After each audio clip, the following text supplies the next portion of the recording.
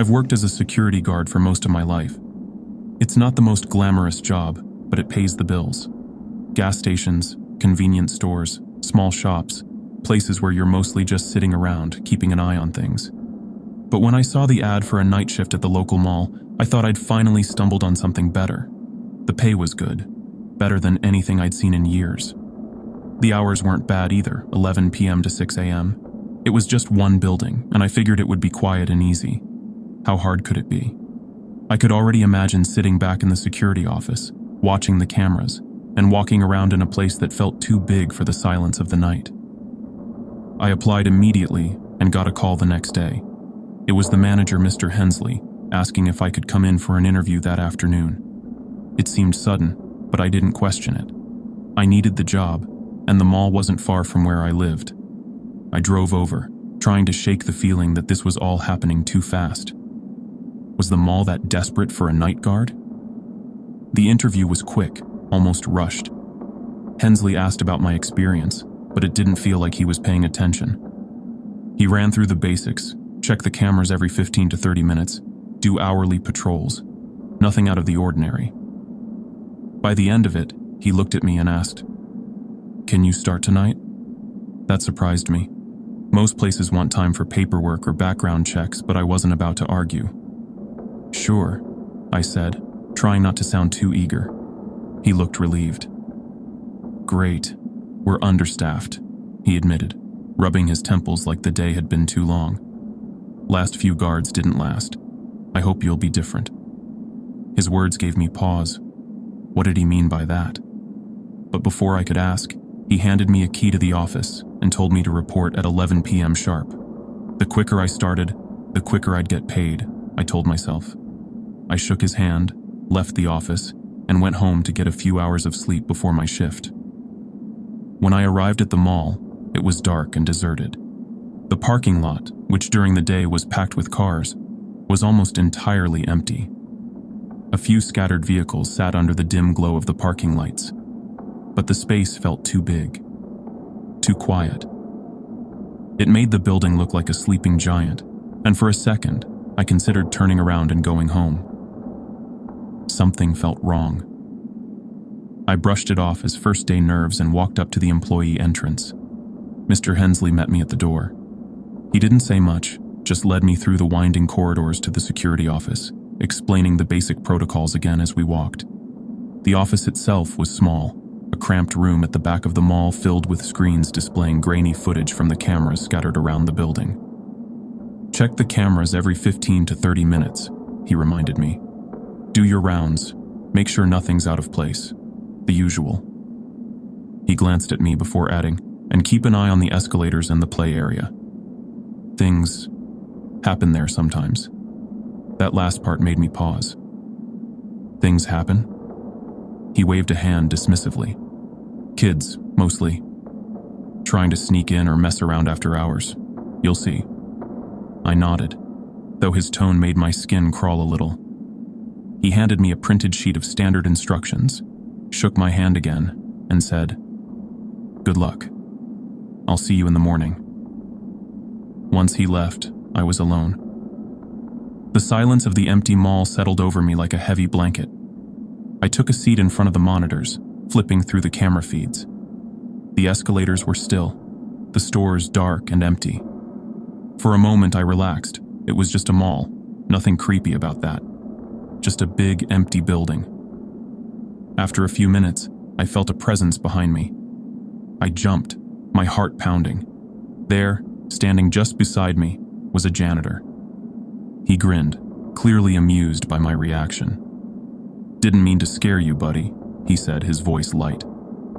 "You must be the new guy." I let out a nervous laugh, trying to shake off the tension. "Yeah, that's me. I didn't know there was a janitor here at night." He shrugged. "They always keep one of us around to clean up, make sure everything's ready for the next day." His tone turned a bit more serious. "Just make sure you follow the rules." I blinked. "The rules? You mean the instructions?" He handed me a crumpled piece of paper, looking at me with an unsettling seriousness. "These aren't from the manager. These are the rules you'll need if you want to make it through the night." I unfolded the paper, half expecting some kind of joke, but the list of rules it contained was anything but funny. Rules to keep you safe at night. Rule 1. Check the security cameras every 15 to 30 minutes, but don't stare at the footage for too long. Rule 2. Never look directly at the mannequins after midnight. If the mannequins change positions, leave the area immediately. I stared at the list, my gut tightening with discomfort. "You're serious?" The janitor's grin had vanished. "I'm warning you, follow the rules or you'll end up like the last guy." I tried to laugh it off. "You mean the last guard?" He nodded, his eyes cold. "He quit after one night." "Okay." I stuffed the paper into my pocket without checking the rest of the list, chuckling nervously. "Well, I'm going to make my first round." The janitor stepped aside, giving me a long look before saying, "Take care." I nodded and left the office, but his words stuck with me. Something about his tone, his look, it felt off, like he was genuinely afraid. But I wasn't going to let some weird list of rules mess with my head.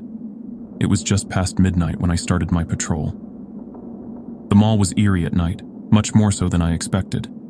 The dim lighting cast long, twisting shadows along the tiled floors. Every sound felt amplified, my footsteps echoing off the walls, the hum of the fluorescent lights, the distant creaks and groans of the building settling. As I made my way down one of the main hallways, I tried to focus on the task at hand.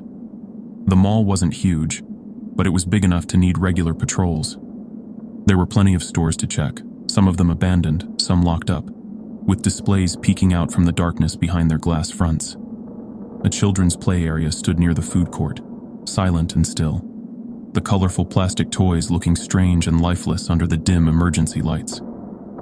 Farther down, I could make out the escalators, still and frozen in their usual ascent, like relics from a busier time. I was getting used to the silence when I noticed something strange in one of the clothing stores. The store door was wide open. I stopped, my flashlight sweeping over the darkened interior.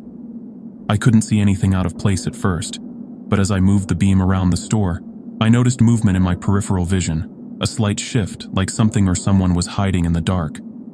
I turned my head to look directly at it, but there was nothing. Just a few mannequins standing near the back, as motionless as always. I sighed and shook my head. It was nothing. Just my nerves. I wasn't going to let that janitor's creepy list get into my head. Then I heard it.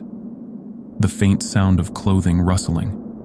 My flashlight flicked back toward the mannequins, and there it was. One of them had definitely moved.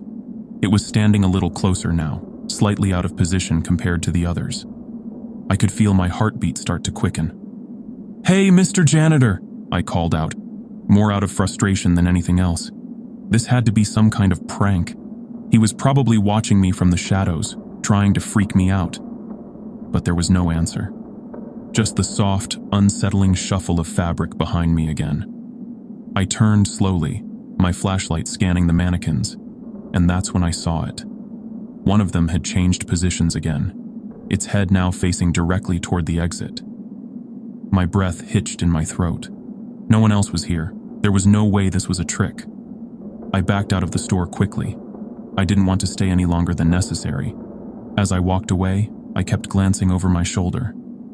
And then I heard it. Footsteps. But not normal footsteps. They were heavy, rough, like wood or plastic scraping against the floor. My heart started pounding in my chest. I turned around and there it was, the same mannequin from the store. It stood in the middle of the hallway, staring at me with its blank, lifeless face. The hair on the back of my neck stood up. I could feel the blood drain from my face as I watched it. Slowly, stiffly, it started to move toward me, its joints creaking and groaning with every step. Its movements were robotic, stiff, like a doll being dragged forward. I did what any sane person would do. I ran. I turned on my heel and bolted down the hallway, my footsteps echoing in the vast emptiness of the mall.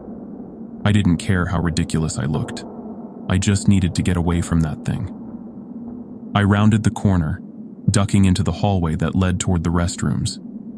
The footsteps behind me had stopped, but I didn't dare look back.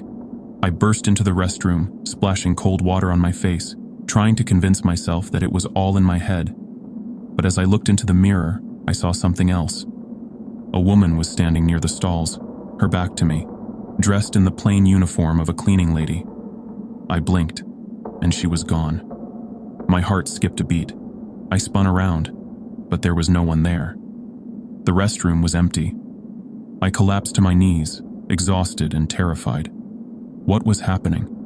I tried to gather my thoughts, to make sense of it all, but nothing was adding up. Then I remembered the list. I pulled the crumpled paper from my pocket and unfolded it with shaking hands. There, written plainly in black ink, were the next few rules. Rule 3. If a mannequin looks like it's following you, don't look back. Mannequins sometimes follow guards, but if you ignore them, they'll stop. If you look, they'll know you're aware, and they'll get closer. I felt my heart sink. I had looked. Rule 4. Avoid looking into the mirrors of the restroom. Too late for that. My stomach twisted in knots as I realized I had already broken 2 of the rules. Whatever was happening, I was making it worse. Rule 5. If you hear someone talking inside an abandoned store, do not listen. I swallowed hard. I hadn't heard anyone yet, but just knowing the rule had there made me uneasy. Rule 6. If you hear a child laughing from the play area, leave immediately. Rule 7. If you check the time and it's earlier than the last time you looked, immediately return to the security office. I glanced at my watch, instinctively checking the time. It read 11:30 p.m. My blood ran cold. There was no way it was 11:30. I had started my patrol after midnight, and it had been a while since then. This wasn't possible. I didn't need to be told twice. I rushed out of the restroom, my heart racing as I made my way back toward the security office. The air around me seemed heavier now, more oppressive, and the lights overhead flickered faintly. The mall, once a place I had thought would be quiet and safe, now felt like a living entity, watching and waiting. I reached the office, slamming the door behind me. My breathing was ragged, my nerves frayed. I checked my watch again. It was almost 1 a.m. That seemed right. But what had happened earlier? Why had the time changed like that?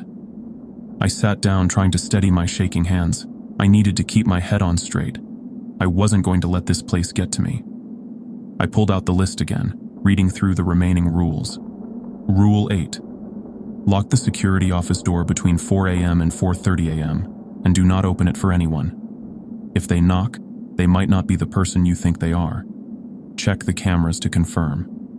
Rule 9. If you hear someone crying in a dressing room, do not open the door. Rule 10. If you hear an escalator running, do not investigate. Watch the area on the security cameras. Rule 11. Under no circumstances should you leave before your shift ends. If you do, you risk something following you outside the mall. I let out a nervous laugh. What kind of job had I taken? Who had written these rules? I couldn't make sense of any of it. But as I sat there, the weight of everything that had happened pressed down on me. The mannequin, the time shifting, the figure in the mirror. This wasn't normal. Whatever was going on, I needed to survive the night. It was past 1 a.m., and I needed to go for another round. As much as I wanted to stay locked in the security office, I knew I had to follow the security protocols also. The cameras showed nothing unusual, so I gathered my courage and stepped back out into the mall. As I walked cautiously through the main hallway, I started hearing something. A faint mumbling coming from an abandoned store. My blood ran cold as I remembered Rule 5. I stopped in my tracks, heart pounding in my chest. The mumbling sound coming from the abandoned store was quiet, barely audible over the faint hum of the mall's air conditioning. But it was unmistakable. There was someone or something talking inside. I forced myself to move, my legs feeling like lead. Rule 5 echoed in my head. If you hear someone talking inside an abandoned store, do not listen. I tried to block out the sound, telling myself it was just my imagination. But the soft, incomprehensible murmurs persisted, growing louder the closer I got to the store. I glanced at the glass storefront. The windows were covered with paper, blocking any view of the inside. My breath hitched as I quickened my pace, refusing to even glance in its direction. I didn't want to know what was behind those papers or what was causing that sound.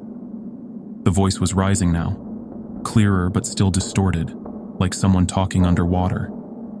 I had to get away. I made it past the store, refusing to look back.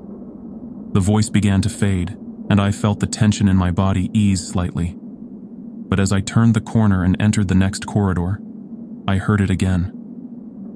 Footsteps, but not normal footsteps. They were rough, uneven, like the dragging sound of something solid scraping against the floor, almost like wood or plastic. My stomach twisted.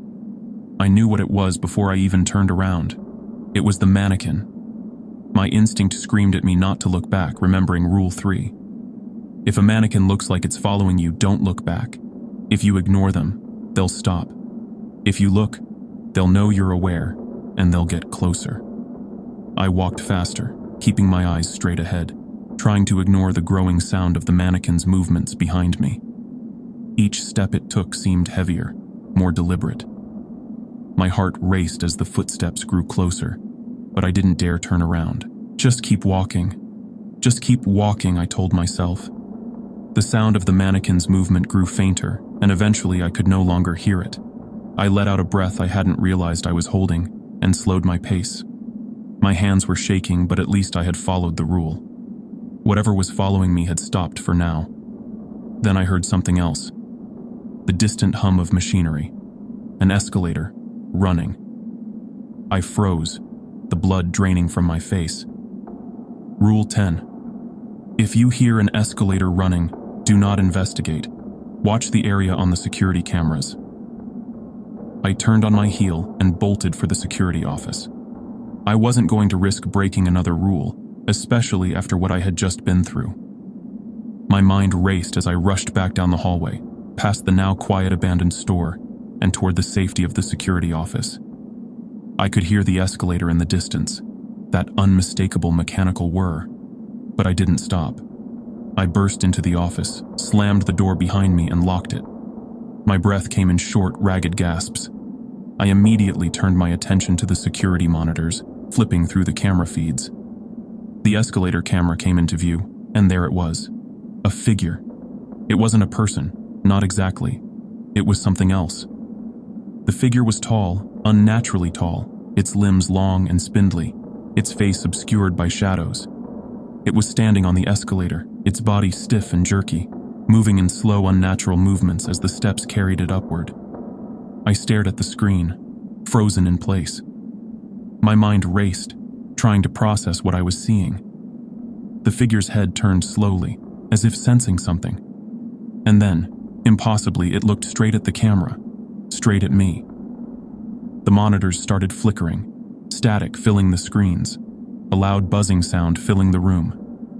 I snapped my gaze away from the camera, remembering Rule 1. Don't stare at the footage for too long. The buzzing stopped almost immediately, and when I glanced back at the monitors, the escalator was empty. The figure was gone. I sat back in my chair, my body trembling. I couldn't do this anymore. My nerves were shot, and the rules, those damned rules, were starting to feel like a cruel game designed to break me. I just had to make it through the night. Just a few more hours, I told myself. The next hours passed in silence. I stayed in the security office, too shaken to do another round. I kept glancing at the monitors, watching the empty hallways, the still stores, the escalator that remained motionless now. Everything seemed calm, but the air in the office was thick with tension. Then, I heard something that sent a cold wave of dread down my spine. A knock at the door. I jumped, my heart leaping into my throat. I froze, my eyes darting toward the security monitors to check the hallway outside the office. There was no one there, but the knock came again, 3 sharp raps against the door, as if someone was standing just outside. And then I heard a voice. "Hey, how's the night going? Still think the rules are funny?" It was the janitor, or at least it sounded like him. I swallowed hard, remembering Rule 8. Lock the security office door between 4 a.m. and 4:30 a.m. and do not open it for anyone. If they knock, they might not be the person you think they are. Check the cameras to confirm. I glanced at the clock. It was 4:03 a.m. My heart pounded in my chest as I checked the camera feed again. The hallway outside the office was completely empty, but the knocking continued, more insistent this time. The janitor's voice echoed through the door, sounding friendly but somehow off. "Come on, open up. I'll tell you what's really going on here." I stood frozen, my hand hovering near the door handle. My mind raced. It sounded like the janitor, but I knew better than to trust my instincts at this point. I checked the camera again, still nothing. The hallway was empty. I couldn't open the door. I wouldn't. The knocking stopped suddenly. Silence filled the office again, and I let out a shaky breath. I kept watching the camera, not daring to move, until finally the janitor appeared on the screen. He was standing right outside the door now, staring straight into the camera. He knocked again, his face twisted into an eerie grin. I felt my stomach drop. The way he stared into the camera, it didn't seem human. His body started to waver, like he was made of smoke, and then, slowly, he dissipated into the air, leaving nothing but an empty hallway. I checked the clock. 4:30 a.m. Whatever it had been, it was gone now. For the first time in hours, the air felt still. The oppressive weight that had been hanging over me seemed to lift, if only a little. I could feel the tension easing from my shoulders, though my body still felt like a coiled spring, ready to snap at any moment. I stood up, my muscles aching from being hunched over the monitors for so long. I needed to stretch my legs, to move around, if only to shake off the lingering dread that clung to me like a shadow.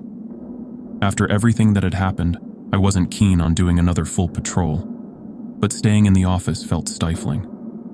Maybe a short walk, just around the immediate area of the office, would help clear my head.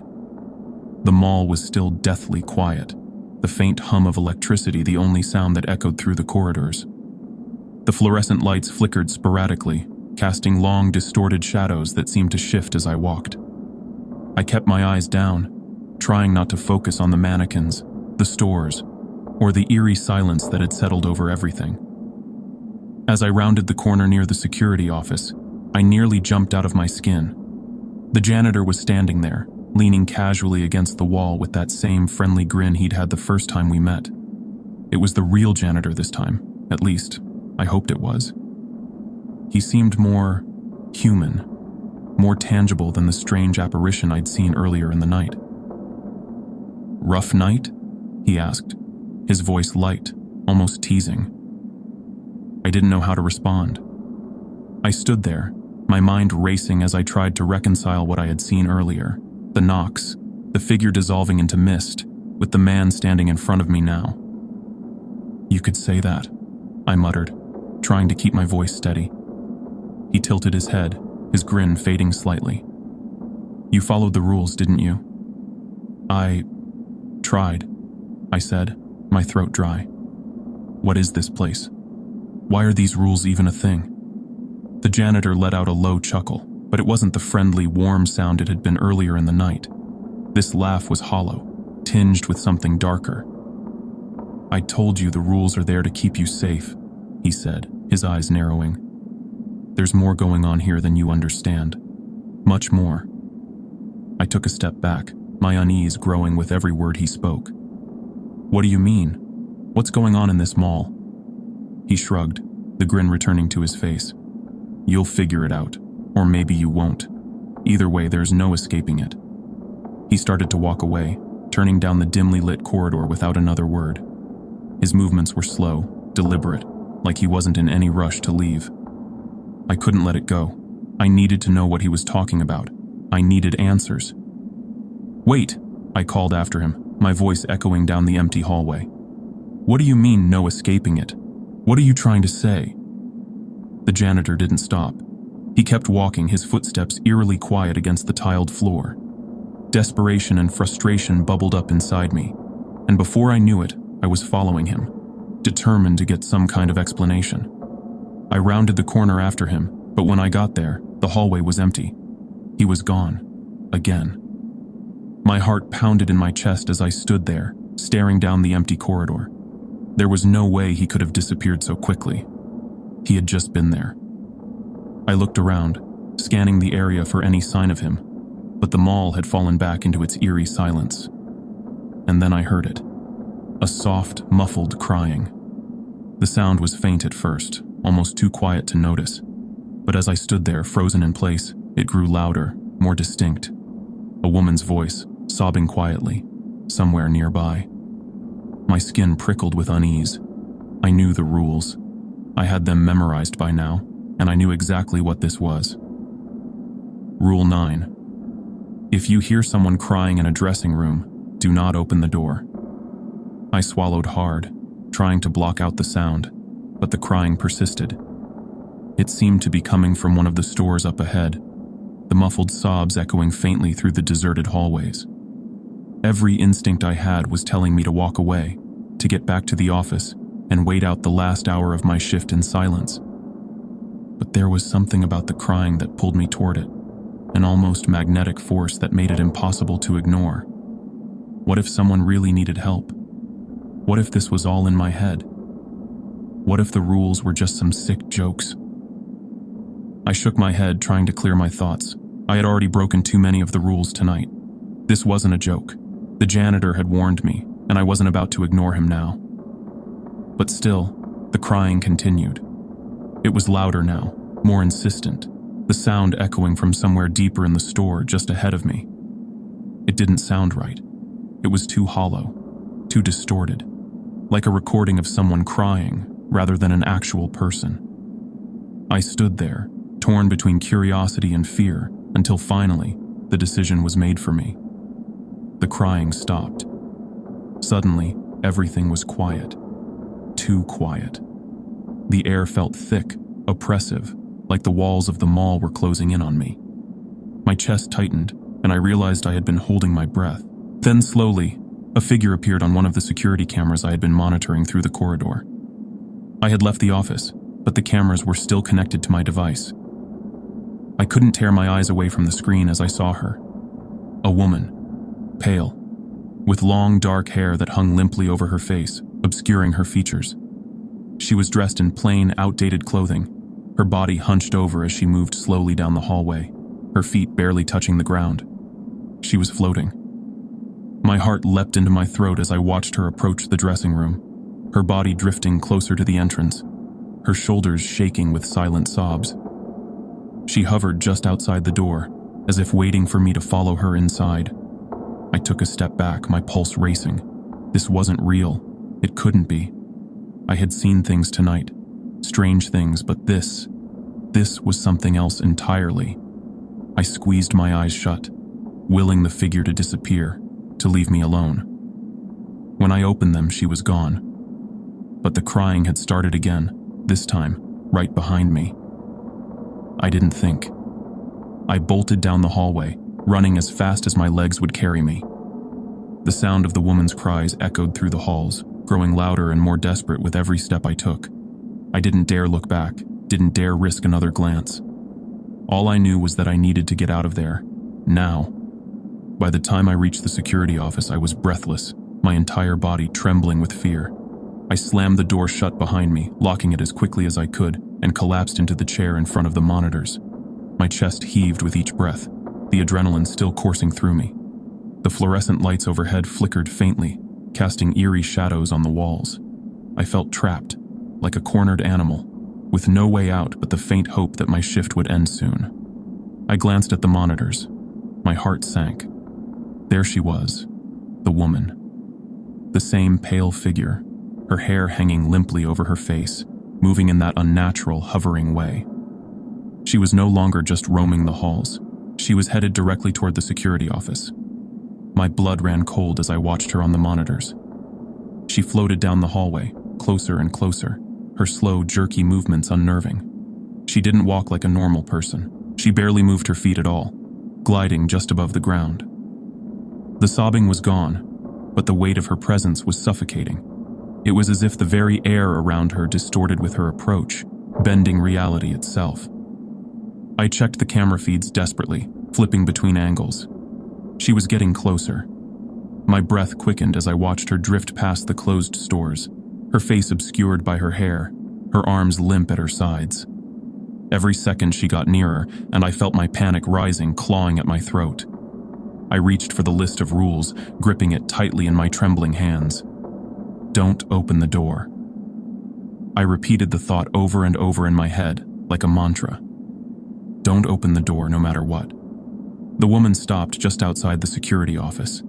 I could see her now on the monitor, the camera trained right on the door. She stood there, silent and still, like a statue.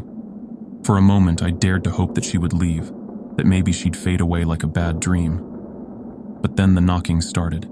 Soft at first, barely a tap. But each knock grew louder, more forceful, until it felt like the entire door was rattling. My pulse pounded in my ears, drowning out everything else. She was there, just inches away on the other side, and I could feel her presence like a cold weight pressing down on me. I checked the monitor again, praying she would vanish, but she didn't. Her body was rigid, unmoving, but the knocking continued, growing louder and more violent with each passing second. The door frame shook, as if it wouldn't hold much longer. I clamped my hands over my ears, squeezing my eyes shut, trying to block her out. This wasn't real. It couldn't be real. But the knocking only grew more intense, more insistent, like someone pounding with their fists. My heart raced, my body trembling as I stared at the door, unable to move. Then I heard it. "Hey, open up. It's the manager." I froze. The voice was familiar, too familiar. It was Mr. Hensley. But something felt wrong. I checked the clock, my heart thundering in my chest. 6:01 a.m. Relief washed over me, but suspicion crept in immediately. Was it really him? Or was this another trick? I checked the camera one last time. The woman was gone. No sign of the pale figure, no shadow, no presence. "Everything okay in there?" Mr. Hensley's voice called again, sounding closer now, more concerned. "Open up, your shift's over." I hesitated, my hand hovering over the door handle. I had survived the night, hadn't I? The clock showed it was past 6 a.m., and nothing had come for me in those final moments. But the events of the night had shaken me to the core, and I wasn't ready to trust anything, anyone, without checking one last time. I glanced at the monitor one last time, double-checking the feed outside the office. And there he was, Mr. Hensley, standing just outside the door, looking exactly as he had when I first met him. No eerie figure, no distorted face. Just him, the manager. With a trembling hand, I unlocked the door and opened it. Mr. Hensley stood there, his expression softening as he saw the look on my face. "Rough night, huh?" he asked, his voice filled with concern. I nodded slowly, still trying to process everything. "Yeah, you could say that." He frowned, noticing the look of fear etched across my face. "You all right? You look like you've seen a ghost." I laughed bitterly under my breath. "Something like that." I didn't go into detail. I didn't tell him about the mannequin or the crying woman. It didn't seem real anymore. I was just happy the night was over, but something gnawed at me, something that I needed to know before I left this place for good. "What about the janitor?" I asked suddenly. "The one who works the night shift?" Mr. Hensley looked at me, puzzled. "What janitor?"